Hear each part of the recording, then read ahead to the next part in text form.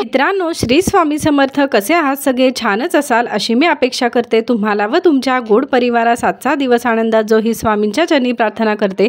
मित्रांनो, रोजच्या प्रमाणे आजचा विषयही खूप महत्त्वाचा आणि खास आहे. आज मी तुम्हाला अक्षय तृतीया साजरी कशी करावी, या दिवसाला एवढे महत्त्व का आहे, अक्षयाचा अर्थ, दानाचे महत्त्व, कथा, जलदानाचे महत्त्व, पूजेचे साहित्य याबद्दल मी तुम्हाला संपूर्ण माहिती सांगणार आहे. त्यामुळे व्हिडिओ नक्की शेवटपर्यंत पहा. आणि तुम्ही जर माझ्या चॅनलवर नवीन असाल तर प्लीज मला सबस्क्राईब करायला विसरू नका. मित्रांनो, वैशाख शुद्ध तृतीयेला अक्षय तृतीया असे म्हणतात. 4 मुहूर्तांपैकी अर्धा मुहूर्त समजला जातो. हा अक्षय तृतीया हा श्राद्ध दिवस मानला जातो. हा दिवस पितरांचा सण आहे. कारण बुधवार आणि रोहिणी नक्षत्र ज्या अक्षय तृतीयेला येईल ती सर्वात महत्त्वाची व पुण्यकारक महापुण्यकारक मानली जाते. अक्षय तृतीयाच्या दिवशी कोणतेही नवीन काम सुरू करण्यास मुहूर्त पाहण्याची गरज नाही. मित्रांनो, या दिवशी केलेले दान, हवन, तर्पण, पूजा, जप, पुण्यकर्म यामुळे आपले पुण्यकर्म अक्षय टिकते. म्हणून अक्षय तृतीया ही पुण्यतिथी आहे. थोडक्यात पितरांचे ऋण फेडण्याचा हा दिवस आहे. तसेच हा दिवस परशुराम जयंती म्हणूनही ओळखला जातो. मित्रांनो, या दिवसानिमित्त जप, होम, पितृतर्पण, दानपूजा वगैरे पुण्यकर्म केल्याने ते अक्षय पुण्यदायक होते. म्हणून या दिवसाला अक्षय तृतीया हे नाव पडले जाते. कारण यावरून एक कथा आहे. एकदा पांडव गंगेवर स्नानाला गेले. श्रीकृष्णही होते तेथे. पांडव रथ दूर सोडून गंगेच्या काठी आले. एका सुंदर मंदिरात जाऊन ते बैसले. चर्चा करता करता विषय निघाला. धर्मराज फार धार्मिक, त्याला नेहमी दान धर्म करावासा वाटायचा. यावेळी त्याच्या मनात आले, माणसाने केलेले पुण्य कायम कसे टिकेल. त्याने लगेच श्रीकृष्णाला विचारले. श्रीकृष्णाने सांगितले, वैशाख शुद्ध तृतीयेला दान करावे. या दिवशी होम हवन करावे, यज्ञात आहुती द्याव्यात, देवाच्या नावाने दान धर्म करूया. आपल्या परलोकात गेलेल्या पितरांकरता, वडिलांकरता त्यांच्या नावाने पुण्यकर्म, तर्पण, दान धर्म करावे. अशा प्रकारे या दिवशी केलेले कर्म कायम टिकते, सदैव अक्षय राहते. धर्माला ते ऐकून फार आनंद झाला. त्याला हवी असलेली चांगली गोष्ट समजली. वैशाखाच्या पहिल्या पंधरवड्यात येणारी तिसरी तिथी ही शुद्ध तृतीया, म्हणून या तिथीला नाव पडले आहे अक्षय तृतीया.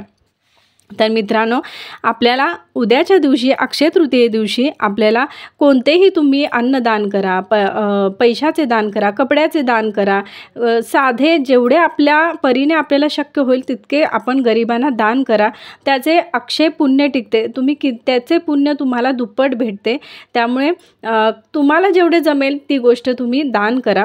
या दिवसाला एवढे महत्त्व का आहे मित्रांनो? कारण 4 युगे, कृत, त्रेता, द्वापार आणि कलियुग, यातले पहिले जे कृतयुग, यात लोक फार सुखी होते. सर्वत्र शांतता, समाधान नांदत होते. अशा कृतयुगाचा आरंभ या दिवशी म्हणजे वैशाख शुद्ध तृतीयेला झाला. कोणत्याही युगाचा आरंभ शुभमंगल मानला जातो, म्हणून हा दिवस महत्त्वाचा आहे. दुसरा, भुकेले तहानलेल्यांना तृप्त करावे असा प्रघात आहे. या दिवशी जलकुंभदान करतात, पितरांना उदक कुंभदान करतात. तसेच ग्रीष्म ऋतूमध्ये होणाऱ्या सर्व प्रकारच्या धान्याचे या दिवशी दान करावे. या दिवशी श्राद्ध करतात, म्हणजे परलोकात गेलेल्या वाडवडिलांना पाणी देतात. त्यांची आठवण म्हणून ब्राह्मणांची पूजा करतात, ब्राह्मणांना दान देतात. हा दिवस आणखी एका कारणासाठी सुद्धा मित्रांनो लक्षात ठेवण्यासारखा आहे. कारण या दिवशी परशुरामाचाही जन्म झाला. उन्मत्त झालेल्या क्षत्रियांना या ब्राह्मणाने चांगला धडा शिकवला. सर्व पृथ्वी जिंकली, पण आपल्या ब्राह्मणपणाला विसरला नाही. त्याने पृथ्वी जिंकली आणि सारी दान करून टाकली. अखेर आपण स्वतः तपश्चर्या करण्यासाठी तो निघून गेला. त्यामुळे या दिवशी परशुराम जयंती केली जाते. मित्रांनो, अक्षयाचा अर्थ म्हणजे काय? की अक्षय म्हणजे कधीही न संपणारे, अखंड टिकणारे. या दिवशी केलेले दान हे अक्षय राहते, कधीही संपत नाही. म्हणून या तिथीला आपणास जे जे शक्य असेल ते दान करावे. या दिवशी दान केलेले अक्षय तर राहतेच, पण त्याचबरोबर दान देणाऱ्या यामुळे शांती, सुख, समृद्धी यांचाही लाभ होतो. म्हणून आपणास जे शक्य असेल असे एखादे पुण्यकृत्य करावे असे पूर्वज सांगतात. या दिवशी केलेले सत्कृत्य अखंड टिकणारे असे हे सर्वात विशेष आहे मित्रांनो. कारण दानाचे महत्त्व मी तुम्हाला सांगते मित्रांनो, की गोरगरीब, मुमुक्षित, उपेक्षितांना मदत करण्याची प्रेरणा देणारा, त्यासाठी प्रवृत्त करणारा हा सण आहे. यामुळे समता, बंधुभाव, ऐक्य टिकण्यास मदत होते. अनाथ विद्यार्थ्यांना मदत करावी, अन्नदान, वस्त्रदान करावे, सौभाग्यवती स्त्रिया सौभाग्यप्रद म्हणून चुडादान कराव्यात. असे अनेक काही कारणे आहेत आपल्याला दान करण्यासाठी. तुम्हाला जे जमेल ते तुम्ही करू शकता, पण करा. त्याचा आशीर्वाद आपल्याला टिबल पटीने भेटते.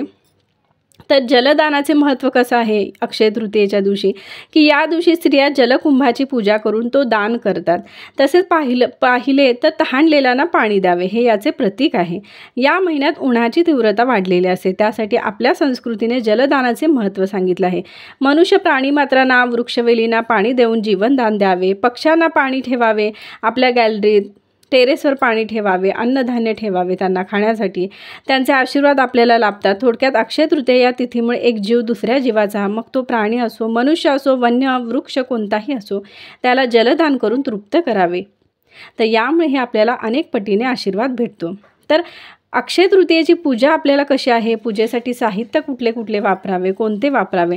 तर पूजेचे साहित्य पत्रावळी, तांदूळ, मृत्तिका घट, पाण्याने भरलेला, गंध, फुले, तीळ, सुपारी, विड्याची पाने, दक्षिणा, सूत्र, धूप, दीप, फळ, पैसे, अक्षता. या दिवशी गंगा स्नान, यज्ञहोम, यवदान, यवभक्षण करावे. पार्वती मातेच्या उत्सवाची सांगता या निमित्ताने सर्व स्त्रियांनी हळदी कुंकू समारंभ केला तरी चालेल. ज्यांना नाही जमत त्यांनी देवपूजा छानपैकी करावी. श्रीयंत्रावर कुंकुमार्चन करावे आणि ते कुंकू आपल्या कपाळी लावावे. आणि त्या दिवशी कोणतीही सवाशीण आपल्या अचानक जर घरात आली तर ते कुंकू तिला दान करावे. या दिवशी चैत्रात बसवलेल्या चैत्रगौरीची सांगता केली जाते. मित्रांनो, हा दिवस पितरांचा सण आहे, म्हणून या दिवशी दुपारी 12 वाजेनंतर पितरांना नैवेद्य दाखवावा. या दिवशी पितरांना उदक कुंभ दान करतात, म्हणजे पत्रावळी वेष्टन करावे, त्या घटाला गंध लावावे व फूल, तीळ, सुपारी, विड्याची पाने, दक्षिणा, पाणी घालावे. घटाची पंचोपचार पूजा करून तो ब्राह्मणास दान द्यावा. घरातील सर्वांनी दक्षिणेकडे तोंड करून पितृस्तोत्र हात जोडून म्हणावे. हे आपल्या नित्यसेवा पुस्तकामध्ये आहे. तर पितृस्तोत्र म्हणून हात जोडून म्हणावे. तसेच या दिवशी केळीचे पूजन करावे. शेतीसाठी जी लोक शेती करतात गावी, तर ते दुपारी 12 वाजेला शेताच्या मधोमध खड्डा करून एक व्यक्ती जेवेल एवढे अन्नाचा नैवेद्याचे ताट करून ते अन्न त्या खड्ड्यात ठेवावे व सीतामातेला नैवेद्य दाखवून प्रार्थना करावी. या दिवशी शेतकरी आपल्या कामाला लागतात. या दिवशी चैत्रात बैसवलेल्या चैत्रगौरीची सांगता केली जाते. वैशाख शुद्ध तृतीयेला स्कंद आणि भविष्य पुराणात भगवान विष्णूने परशुरामाच्या रूपात माता रेणुकेच्या उदरी जन्म घेतला, म्हणून या दिवशी रात्रीच्या पहिल्या प्रहरात जयंती साजरी केली जाते. चैत्र शुद्ध तृतीयेपासून अक्षय तृतीयेपर्यंत वसंत गौरीचा उत्सव साजरा केला जातो. चैत्र शुद्ध तृतीयेपासून माहेरी आलेली गौरी महिनाभर राहून याच दिवशी सासरी जाते असा समज आहे. त्यामुळे स्त्रिया घरोघरी हळदी कुंकू समारंभ करतात. स्त्रिया गाणी गात गौरीचे विसर्जन करतात, गोड पदार्थाचा नैवेद्य करतात. तर अशा पद्धतीने अक्षय तृतीया आपल्याला साजरी करायची आहे. मित्रांनो, ज्या व्यक्तींना ही माहिती ज्यांना माहीत नसेल त्यांना नक्की तुम्ही हा व्हिडिओ शेअर करा. दानाचे महत्त्व काय आहे, की दानाने आपल्याला अक्षयचा अर्थ काय आहे, जलदानाचे महत्त्व काय आहे, अक्षय तृतीयेची पूजा कशी करावी, किंवा या दिवसाला एवढे महत्त्व काय आहे, अक्षय तृतीया म्हणजे हे नाव कसे पडले, तर याबद्दल मी तुम्हाला संपूर्ण माहिती सांगितली आहे. त्यामुळे या व्हिडिओची ज्यांना गरज आहे त्या व्यक्तींना हा व्हिडिओ नक्की शेअर करा. आणि तुम्ही वेळात वेळ काढून तुम्ही माझा व्हिडिओ पाहिल्याबद्दल तुमचे खूप खूप धन्यवाद. कमेंट्समध्ये काही प्रश्न असतील तर तुम्ही कमेंट्समध्ये मला नक्की विचारू शकता. आणि कमेंट्समध्ये श्री स्वामी समर्थ लिहायला विसरू नका, जय लक्ष्मी माता लिहायला विसरू नका. आणि व्हिडिओ आवडला असेल तर प्लीज लाईक करा, शेअर करा, सबस्क्राईब करा. श्री स्वामी समर्थ.